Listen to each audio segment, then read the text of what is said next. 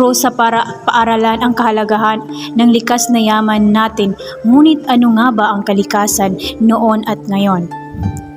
Kung ikukumpara natin ang kalikasan noon at ngayon, mapapansin natin ang ilang pagbabago na naganap sa ating kapaligiran. Noon, ang kalikasan natin ay sagana sa mga likas na yaman, maraming puno, sariwang hangin, magandang kapaligiran, tanawin at malinis na dagat at ilog. Pero ngayon, tayo ay namumuhay sa isang kalikasan na animoy, bangungot, nagkikitil sa sanlibutan at walang buhay na kapaligiran. Pansin ninyo ang ating ilog, di ba't napakarumi na nito? Ang mga mapang-abusong tao ay ginagawang tapunan ng mga basura ang ating ilog. Yan ang kasalukuyang kalikasan na ginagalawan natin ngayon. Ano ba ang nararapat nating gawin upang kalikasan natin maibalik sa dati nitong ganda? Pagsunod sa batas na dapat nating sundin ang sinuman upang kalikasan natin maibalik sa dati nitong anyo at ganda. Gayunpaman, pahalagaan natin ang kalikasan at pahalagahan ang bawat natitirang likas na yaman ng ating bansa. Dahil ang labis na pag-aabuso sa ating kalikasan ang siyang magiging sanhi ng pagkawasak at pagkawala ng mga likas na yaman. Iligtas natin ang ating kalikasan, ingatan natin ito dahil ito ang magiging susi ng pag-asenso ng ating bansa.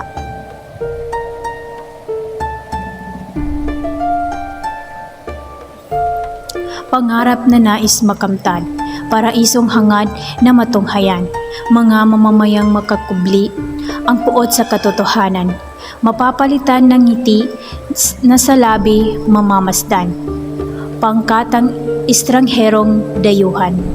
Nangako ng matiwasay na buhay sa mamamayan, lahat ay naging kabulaanan, sa dulo ay iniwan tayo sa kawalan. Na mabalot ng katakot-takot na usok, mga nilalang na humihingi ng tulong. Sa bawat hakbang mo, patungo rooy may takot na bumabalot. Pag sila'y iyong nasilayan, ay may malaking kurot sa iyong puso. Dating sigla, unti-unting naglalaho, walang katapusang na pagsira sa daigdig, pagtatago sa katotohanan, pagkaawa sa sarili ay hindi nila maitatago. Unti-unti silang nilalamon ng sistemang mapagkunwari. Sino nga ba ang makapagliligtas sa kalunos-lunos na kanilang sinapit? Matatamis ng ngiti sa kanilang mga labi, mga matang wari kinakausap. Sa kanilang paraisong kinabibilangan ay punong-puno ng sigla. Bawat isa'y masaya, malaya at may pag-asang nadarama. Sa di inaasahan, isang sakuna ang dumating, nangako ng matiwasay na buhay higit pa sa kanilang tinatamasa. Ngunit kasabay ng kanyang pagdating ay ang mga pagdating rin ng kinatatakutan nilang kamatayan. Itim na usok na bumabalot sa dating magandang kapaligiran, mga halamay na lalanta, mga hayop ay binabawian na ng kanilang buhay. Mga ngiti sa kanila'y labi naglalaho. Dating masayang pamumuhay ay napalitan ng nangungusap na mga matay, puno na ng luha. Bawat isang nagdadalamhati,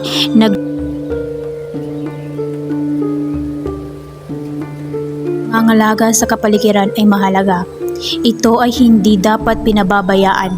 Kapag hindi ito aalagaan, ang mga magiging masasamang epekto nito ay ang pagkakaroon ng baha, landslide, flash floods, at marami pang iba na makakasama sa ating kalikasan. Kung papansinin mo ang lahat ng mga masasamang epekto, hindi ito nakabubuti sa atin. Noong Oktubre 26, 2022, ang bagyong Paeng na isang malakas na bagyo ay tumama sa Pilipinas. Maraming nabaha at nagkaroon ng mga flash flood at landslide. Ano ang sanhi nito? Isa na dito ay ang hindi pag-aalaga ng mabuti sa ating kalikasan at kapaligiran. Kung hindi tayo nagputol ng mga puno para lang magkaroon ng mga gusali, mga mall at iba pa, hindi tayo magkakaroon ng hindi tayo magkakaroon ng baha, landslide o flash flood. Sana matuto tayo sa mga karanasan na nangyaring masama sa atin. Maraming pwedeng gawin para hindi ito mangyari ulit, tulad ng pagsegregate ng mga basura, ang hindi pagtapon kung saan-saan at marami pang iba na makakatulong sa atin. Madadali lang naman ang mga pwedeng gawin para hindi magkaroon ng mga kalamidad. Simple lamang ito at hindi ka gaanong mahihirapan. Malaking tulong na rin ang mga mabibigay mo kung magtatanim ka ng mga puno. Ito ay isang paraan para hindi magkaroon ng baha. Ang mga pwedeng gawin sa pagbabawas sa epekto at pagresolba ng climate change ay ang pagsakay sa mga public transportation para makabawas ng mga emission na makakaambag sa climate change.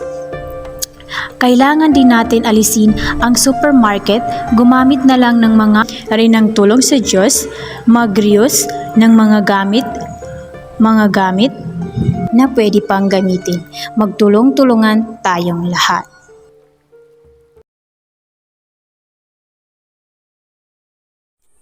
Issue patungkol sa nangyayaring global warming. Maraming issue ang kinakaharap ng ating bansa sa kasalukuyan. Ngunit kung ako ay pagbibigyan ng pagkakataon na maging bahagi ng mga isyung ito, ang una kong pagtutunguhan ng pansin ay ang issue tungkol sa ating kapaligiran. Ginawa ko ang sanaysay na ito upang mailahad ko ang mga bagay na aking naisip sa kaakibat ng ating kapaligiran sa kasalukuyang panahon. Patuloy na nasisira ang ating kapaligiran dahil upang magkaroon ng negatibong pagbabago, hindi lamang ito sa ating bansa, bagkus pati sa buong daigdig. Ang lumalalang sitwasyon ng nagiging dahilan upang magkaroon ng pangyayaring tinatawag na global warming. Ang global warming ay ang pagtaas ng temperatura ng ating mga karagatan at atmosphere at ang patuloy na paglala nito. Sinasabi ng ating mga scientists at mga eksperto na ang dahilan nito ay ang pagsusunog ng mga fuels na nagiging sanhi ng pagkasira ng ozone layer at atmosphere. Sa isyung global warming, napakahalaga na pagtuunan ng pansin ang mga bagay na nagiging dahilan ng ganitong pangyayari. Alamin sa abot ng makakaya ang mga sanhi ng global warming. Sa ganitong paraan, malalaman natin ang mga dahilan ng pagkasira ng ating atmosphere at magagawa natin ito ng paraan. Maiiwasan natin ang mga gawaing nakakapagdulot ng pagkabutas ng ating ozone layer gaya ng pagsusunog ng mga fossil fuels. Hindi lamang sa ating henerasyon maaring makaapekto ang global warming. Higit na mararamdaman ito ng ating mga anak at mga kanilang pamilya. Kung hindi natin maagapan ang pagkasira ng ating kalikasan. Walang makakapagsabi kung kailan nagsimula mawasak ng unti-unti ang ating kapaligiran. Maaari nating sabihin na nagsimula ang pagkawasak na ito simula nang magkaroon ang tao ng kamalayan na may problema sa ecosystem, nang may marami nang namamatay at nasasalanta. Hindi dahil sa kalamidad, dahil mismo sa kagagawa ng tao. Ngunit sa wari ko, bago pa malaman ng tao na nasisira na ang kapaligiran at ang ating likas na yaman, ito ay unti-unti nang nasisira. Ngunit ang matinding pagkasira ng mga bahagi ng kapaligiran ay nito lamang ika-20 siglo. Ito ang panahon kung saan maraming imbensyong imbis na makatulong sa tao at sa kabuuan ng sandaigdigan ay bagkos nakapinsala sa kapa ng kapaligiran. Bagamat hindi natin sinasabi na ang karamihan na sa mga imbensyon na ito ng tao ay mapangwasak sapagkat marami rin ang nakakatulong nito. Karamihan sa mga ito ay mga karumal-dumal gaya ng pag-imbento ng mga bombang nuklear at iba pang armas pandigma. Ang mga imbensyong ito, pamuksa na ito ay bunsod ng taimtim nilang pagkilala sa pribadong pag-aari upang magkamal pa ng malaking tubo. Ang mga basura sa labas ng kanyang bakuran ay nakakapag-contribute sa karumihan ng kapaligiran. Dahil pa sa kanya, hindi na niya sakop iyon. Wala siyang pakialam kung makabaraman iyon sa kanal na maaring maging sanhi ng pagbaha sa tikatig na ambon lamang. Ngunit kung wala ang konsepto ng pribadong pag-aari sa kanyang pag-iisip at bagkus ay tinitingnan niya ang kapaligiran at kalikasan bilang pag-aari ng lahat, kaya't dapat na pangalagaan ang basura niya at tiyak na itatapon niya sa dapat na pagtapunan. Kalikasan dapat nating pangalagaan dahil ito ay ating kayamanan. Sa panahon ngayon, nahaharap ang mundo sa iba't ibang sakuna. Isa na dito ang bansang Pilipinas. Maraming lugar na nalulubog sa baha dala ng hanging habagat. Paulit-ulit na lang naharap ang mga Pilipino sa ganitong kalagayan. Ngunit masakit mang isipin na hindi ito nasusolusyonan ng ating bansa. Ano nga ba ang dapat gawin ng ating pamahalaan? Kung kulang nga ba ang disiplina ng mga mamamayang Pilipino? Bakit nga ba nalulubog sa baha ang maraming lugar? Higit sa lahat, bakit hindi lamang nadadala ang mga Pilipino sa mga ganitong sakuna? At paano natin maliligtas ang ating kalikasan? Sa panahon ngayon, kailangan natin ng isang batas na makakapagsuporta sa pangangalaga ng kalikasan. Sa panahon ngayon, kailangan natin ng isang batas na makakapagsuporta sa pangangalaga ng kalikasan. Oo, may batas pang kalikasan, ngunit kayang-kaya ng mga abuso na mangpiyansa. Dapat ang batas ay matibay na hindi kayang buwagin ni numan. Dapat rin i-relocate ang mga informal settlers sa tamang lugar na nakakasagabal sa pagdaloy ng tubig. Nakakalungkot mang isipin na sa sobrang dami pa rin ng informal settlers, ito ang dahilan ng pagkawala ng disiplina ng ating mga kababayan. Sa iba't ibang polusyon na gawa ng tao, ito'y isang malaking epekto sa ating inang kalikasan. Isa na dito ang sobrang dami ng basura sa sobrang paggamit ng plastic, pagtatapong kung saan-saan at marami pang iba. At ang pagdami ng populasyon dahil sa sobrang tao, nawawala na ng kontrol ang pamahalaan sa mga sakuna. Nagukulang din ang mga pagtatamnan ng mga puno at iba pang pangangailangan sa kadahilan ng puro bahay na lang. At nakakalungkot sa ating lipunan sapagat hindi nagtatanda ang mga Pilipino sa mga ganitong sakuna. Isa pa sa mga nakakalungkot na dahilan na hindi lamang nadadala ang mga Pilipino sa mga ganitong sakuna, patuloy pa rin naninirahan sa tabing ilog at Pagkasira ng kalikasan, tao ang may gawa. Nilikha ng Diyos ang mundo ng 6 na araw at sa ika-7 araw ay nagpahinga siya. Ginawa niya ang buong kalupaan at katubigan. Lumikha din siya ng mga puno at halaman upang magsilbing palamuti at maging maaliwalas ang mundo. Kanya ding nilikha ang mga hayop na titira sa lupa maging sa tubig. Mula sa alabok ay nilikha niya ang isang espesyal na nilalang, ito ay ang tao, na siyang inatasang mag-alaga at magprotekta sa lahat ng mga bagay na nilikha ng Diyos. Subalit, nasaan ang sinasabing tagapangalaga at tagaprotekta? Tila ba ang espesyal na nilalang rin na ito ang sumisira sa mga bagay na nilikha ng Diyos mula sa makulay at maaliwalas na mundo? Ngayon ay tila ba parang dahong unti-unting nahuhulog at nalalagas, ilog na malinaw at kulay asul, ngayon ay nangingitim na dahil sa mga basurang nagsikalat. Nasaan na ang tagapangalagang nilikha ng Diyos? Nasaan? Naroon sa mga ilog nagtatapon ng basura at gumagamit ng dinamita upang makahuli ng maraming isda. Naroon sa kagubatan pinuputol ang mga puno upang gawing palasyo niya. Hindi pa nakontento at nagsusunog pa ng mga plastik na nagbubuga ng maiitim na usok na nagiging dahilan ng unti-unting pagkabutas ng ozone layer na sana'y magsilbing panangga upang hindi direktang tumama ang init ng araw sa mundo.